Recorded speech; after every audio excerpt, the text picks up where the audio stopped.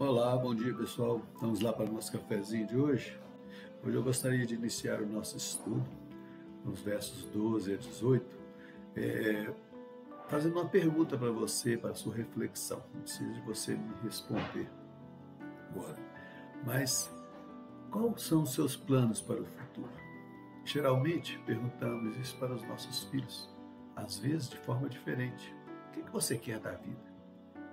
Com certeza, nós pensamos em uma vida estável e para orientar, às vezes, nossos filhos ao alcance de uma profissão. Tudo isso ligado a este plano terrestre.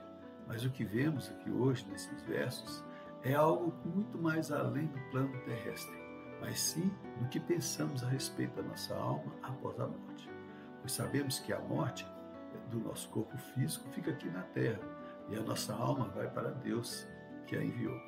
No dia do juízo, seremos julgados para a salvação, onde reinaremos com Cristo, ou para a condenação eterna. Como estamos nos preparando para isso? No verso 12, Paulo fala assim aos Filipenses: Assim, pois, amados irmãos, como sempre obedecestes, não só na minha presença, porém muito mais agora na minha ausência, desenvolvei a vossa salvação. Nós já comentamos aqui sobre a alegria de Paulo ao saber que, mesmo na ausência dele, aqueles irmãos estavam trabalhando para proclamar o Evangelho do Senhor, com temor e com tremor, reforçando a ideia de que, fazendo isso, estavam proclamando o seu futuro, desenvolvendo a sua salvação. Cabe observarmos que a salvação ela é individual, é uma ação que não podemos depender de outra pessoa. Não há como terceirizar para o pai, para a mãe, para seu líder espiritual ou qualquer outra pessoa. É você e Deus, onde, como diz a palavra, será desenvolvida pela sua fé e pelas suas obras. Tiago, escrevendo lá na sua carta, cita isto, lá no capítulo 2. Não vou ler todos os versículos, mas observe lá o verso 14. Meus irmãos, que aproveita se alguém disser que tem fé e não tiver as obras? Porventura a fé pode salvá-lo? No verso 18, mas dirá alguém, tu tens a fé e eu tenho as obras. Mostra-me a tua fé sem as tuas obras e eu te mostrarei a minha fé sem as minhas obras. Verso 26 diz assim, porque assim como o corpo sem espírito está morto, assim também a fé sem obras é morta. São coisas que não podem ser separadas. Temos que fazer a obra do Senhor e mantemos a nossa fé nas promessas contidas na sua palavra. Aí no final do verso 12 ainda, nós vamos ver uma palavrinha com temor e tremor. Não podemos confundir este temor aí com medo, que basicamente são sinônimos. Mas com relação ao Criador tem grande diferença.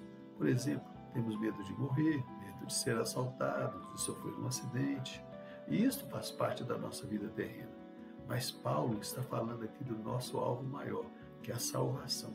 E este temor e tremor que devemos ter é porque Deus é mau? Não. É porque somente Deus tem poder para nos designar, tanto para a salvação como para a morte eterna.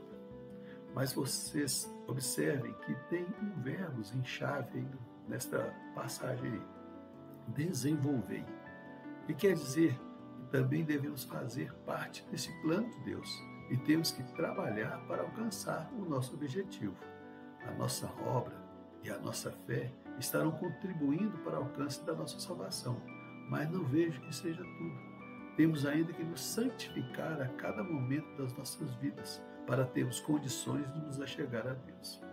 No verso 13, Paulo esclarece o ponto de que a sua presença nada mais importaria para a salvação daqueles irmãos, porque não é obra humana, e sim de Deus, pois Ele é quem efetua em nós o seu querer e o seu realizar, de acordo com a sua soberana vontade. Mas adverte que eles não deveriam ficar quietos ou se acomodar por causa disso, mas que continuassem fazendo a obra do Senhor, dando um bom testemunho de suas ações, mostrando-se irrepreensíveis e inculpáveis. Cita ainda que eles estavam em meio a uma geração pervertida e corrupta, mas que deveriam ser como luzeiros para mostrar o caminho da salvação, preservando a vida deles para o dia do retorno de Cristo. Estas coisas são tão vivas na nossa vida, né? E o tempo que se passou e nada mudou. Vemos uma geração que caminha aí para o caos, sem perspectivas futuras, onde o que importa é o hoje, às vezes até se valendo naquela palavra, né, que o futuro pertence a Deus. Não podemos deixar de ver que realmente Deus é soberano sobre o tempo, mas temos que buscar fazer a nossa parte, cumprindo o que o Senhor nos determinou e nos santificando.